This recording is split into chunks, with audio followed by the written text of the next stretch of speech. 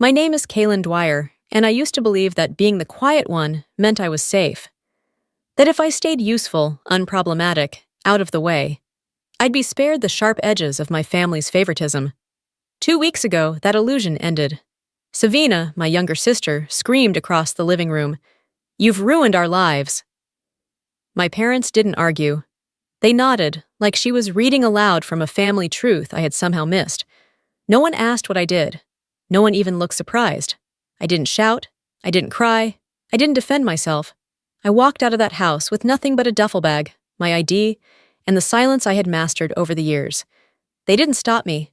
They didn't ask where I was going, and I didn't offer it. That was 2 weeks ago.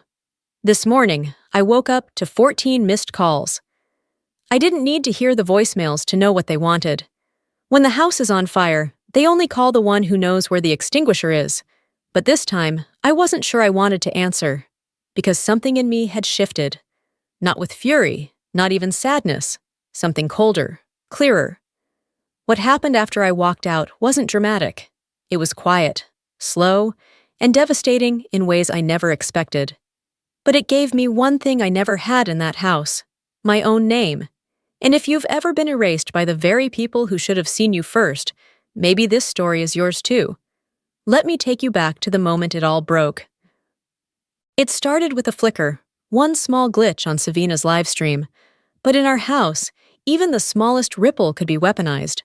She was perched on the edge of the cream sectional in the living room, like she always was during her milestone Mondays. That night, she was celebrating 50,000 followers. Ring light casting a glow around her like a digital halo. Our parents were sitting nearby, sipping tea like they were watching a graduation speech. I stood in the kitchen doorway, half in the shadows, holding a chipped mug I'd reheated twice. My name hadn't been mentioned once in over an hour. I'd been there the whole time, silent, invisible, unneeded. The screen froze for less than 3 seconds. "Oh my God, not now!" Savina snapped, face still turned toward her camera. And then she looked up, at me. Her voice shifted, sharp and theatrical. "Why does this always happen when you're around?" I blinked. "What?" "You stress me out just by breathing, Kaylin. You throw off my energy." It was absurd, but no one laughed. No one called it out. My mother, Meredith, set her mug down with slow, deliberate grace, like this was a conversation we'd rehearsed. "She's not wrong," she said, brushing non-existent lint from her lap. "You do have a way of ruining moments."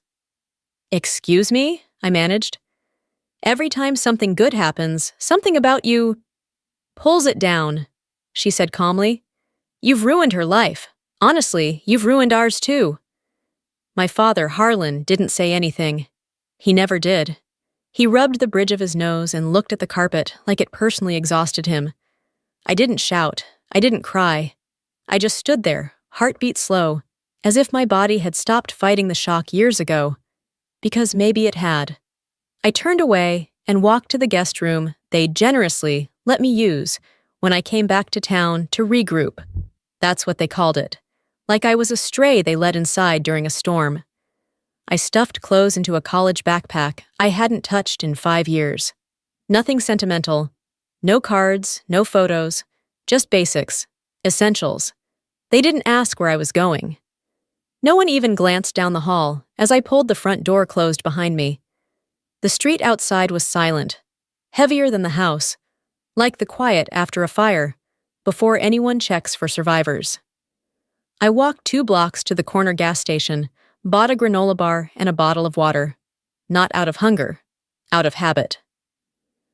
"Last bus runs in 8 minutes, the clerk said. It arrived 15 minutes late. I didn't complain. I just sat on the cold metal bench, arms crossed over my bag, and waited.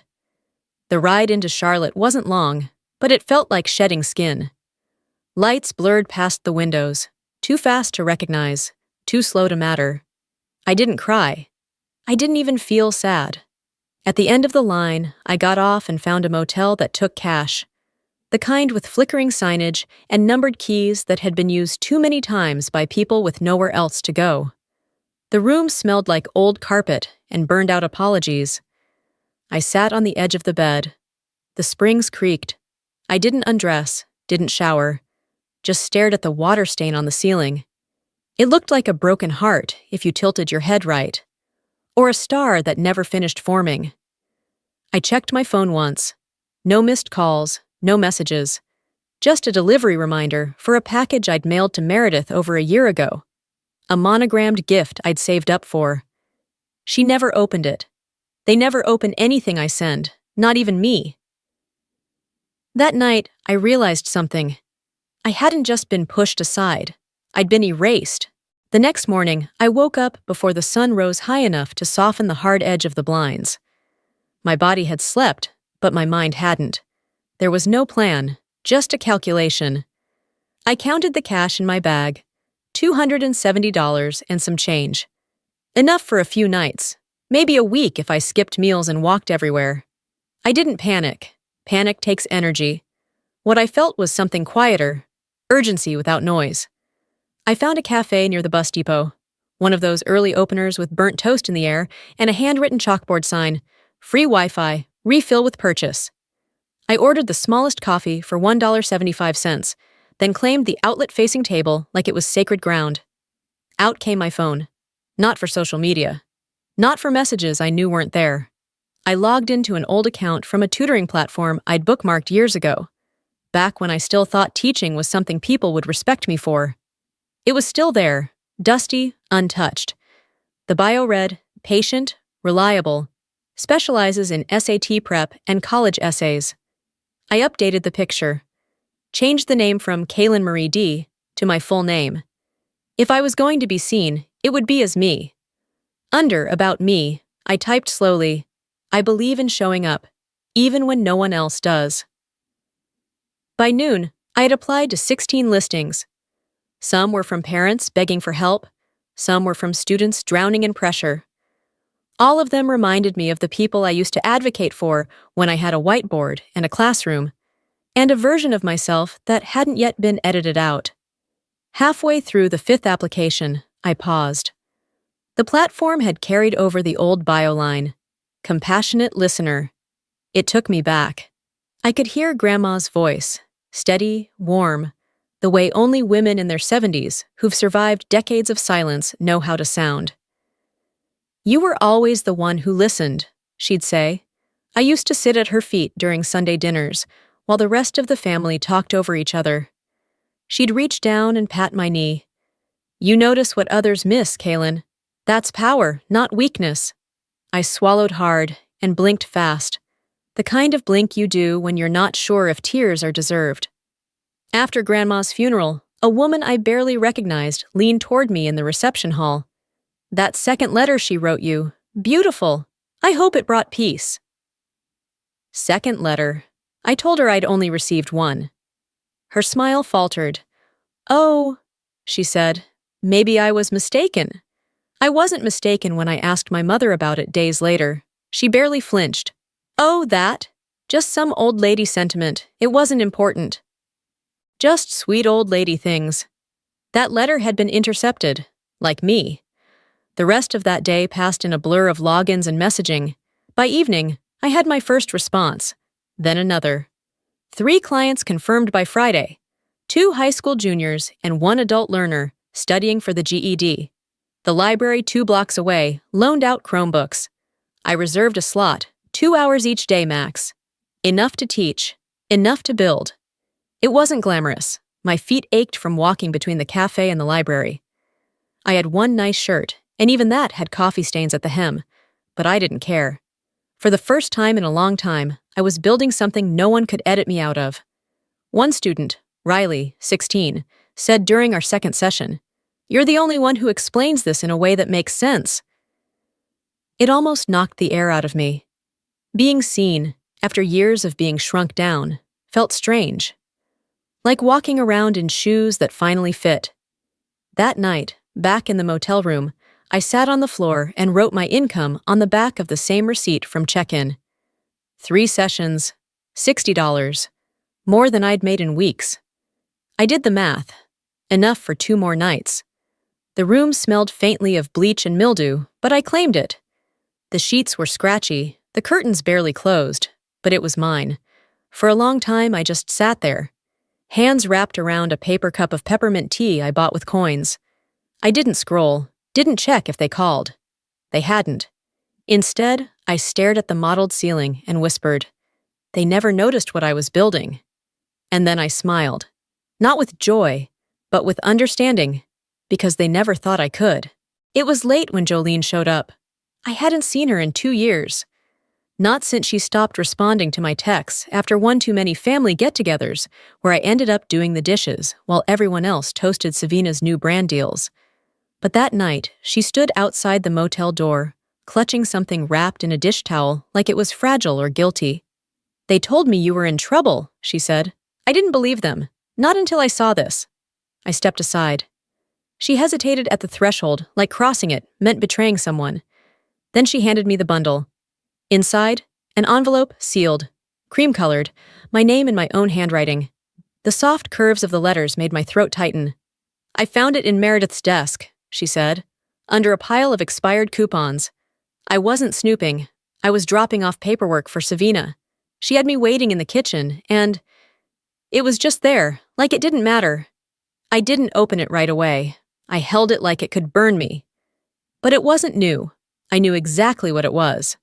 I'd written it last year, my mother's birthday. Saved for weeks to load a gift card to her favorite cafe. The letter inside had been about second chances, a reach across a chasm that had only grown, a plea to come back to something real. She never opened it, never even mentioned receiving it.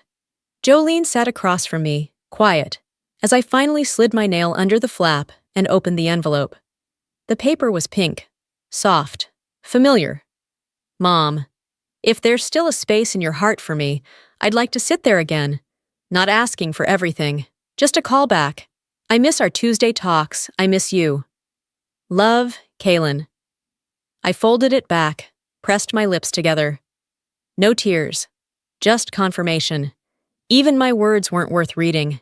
But Jolene wasn't finished. She reached into her tote and pulled out printed pages. She slid them across the little motel table, with a look that said, "I wish I didn't have to." I scanned the first page. It was Savina's new platform, the Success Studio. Logo, fonts, a website layout I knew too well, because I built it, my curriculum, my rubric, my diagnostic flowchart I'd refined over a summer in grad school. The exact text I used on my old site, now scrubbed of my name, branded under hers. Created with insight from a certified educator, it claimed. "She said you gave it to her," Jolene whispered. I knew that was a lie. I let out a laugh, a short, breathless thing that didn't reach my throat. Even my sidebars were intact, even the FAQ headers. My voice was calm, flat. She didn't just borrow it, she stole it, rewrote the name and took the legacy. The word legacy hit harder than expected, because suddenly I remembered the scanned folder, one I hadn't touched in years. I reached for my laptop, hands moving faster than my brain. Grandma. Legal inside. A document I'd forgotten. A scanned copy of her will. A clause in soft black ink, written in the legalese she insisted on notarizing even when no one else took her seriously. All educational content, preparatory curriculum, and materials developed in collaboration with or by Kaylin Dwyer shall remain under her sole name and be protected as her intellectual property. It was signed, dated, legal. She'd seen this coming. The next day, I printed it and taped it to the wall beside my motel bed. On the left, the letter from Grandma. On the right, the printout of Savina's stolen platform. Between them, the space where my name had once lived and had been cut out. They never thought I'd find it, that I'd fight back. But this wasn't revenge. It was recovery. I contacted a local lawyer I found online, someone who specialized in educational IP. Her name was Margot. 50-something, sharp eyes, no time for nonsense. "I'm not asking to sue," I told her. "Not yet. I just want this documented, verified, filed." She looked at the papers, the will, the website prints. Her eyebrows barely moved. "You don't need to scream to take back what's yours," she said. "You just need proof. You already have it." I walked out of her office with sunlight on my back and a new document in my bag. Verified ownership. That night, I sat on the motel bed, staring at the wall of taped evidence like it was a battlefield map. No yelling, no pleading, just documentation. But peace didn't last long. At 10:34 p.m., my website glitched. Then it went offline. Red banner. Account suspended due to copyright violation. I stared at it, motionless, then clicked through the alert. Anonymous claim, filed from a PR firm tied to Savina's brand agency. They were trying to erase me, again. But this time, I was ready. I didn't scream. I didn't panic. I opened a new folder. Inside it, I saved screenshots of every original lesson plan, every PDF I'd created, every time-stamped version stored in my cloud backup. Some dated as far back as 5 years before Savina even launched her so-called academy. I pulled up the will, highlighted the clause that named me the rightful heir to the curriculum. I lined up the documents like chess pieces, one by one, quiet, precise. Then I wrote the counterclaim. No dramatics, no rant, just a title. Filing in response to false copyright allegation. Beneath it, attachments, evidence, and one sentence that felt sharper than any accusation. I don't scream anymore, I document. That same afternoon, I emailed my tutoring clients and contacts. No emotional appeals, just clarity.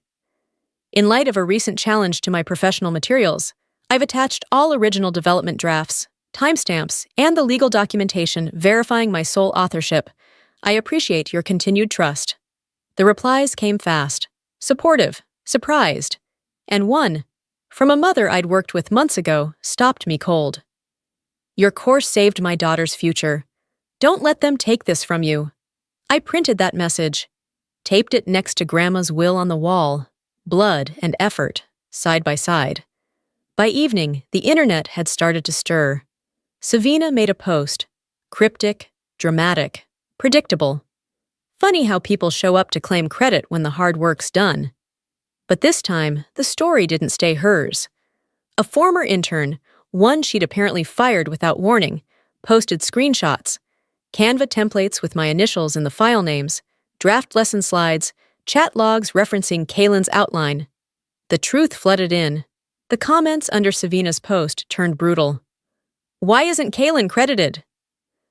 This looks like textbook theft. She really erased her own sister for clout? I didn't reply. Didn't need to. Truth has a way of speaking for itself when you stop explaining it to people who don't care to hear it. Then came the knock. 3 sharp raps. Familiar rhythm. I looked through the peephole and stepped back. Meredith, Harlan, and Savina.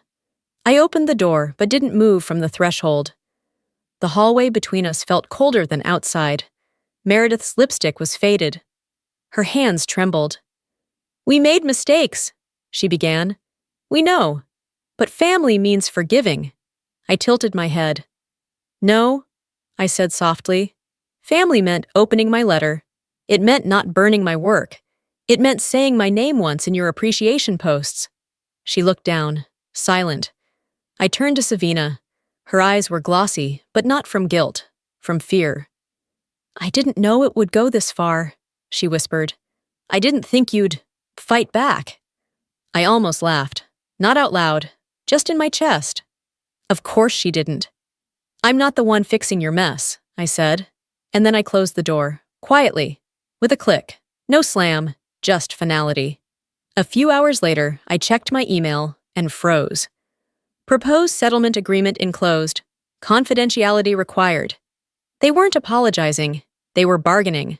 A check with 6 figures. An NDA. A trade, your name back if you disappear again. I read it twice. Once as the girl who used to beg to be heard. Once as the woman who no longer needed permission to exist. Then I fed every page into the motel room shredder. Listened as silence turned into dust. The next morning, I posted one final statement. Not a video, just a still image. My name, my credentials. And one sentence. You don't owe people silence just because they share your last name. By nightfall, it had gone viral. Women from every corner of the internet, teachers, sisters, daughters erased in quiet ways, shared it not for sympathy, but for recognition. One message read, I thought I was the only one. Thank you for saying what I couldn't. And that night, For the first time in years, I didn't feel erased. I felt permanent. I never heard from them again. Not after Savina's site shut down. Not when Meredith quietly sold the house. Not even on my birthday.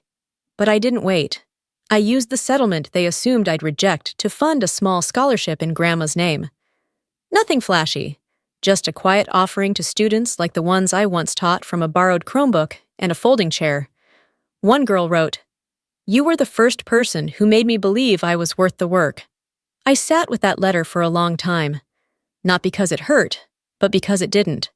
This life, built in silence, shaped by absence, is mine now. No more explaining, no more shrinking. Let them wonder how I did it without them. I didn't rise to prove them wrong. I rose because I finally stopped waiting to be seen.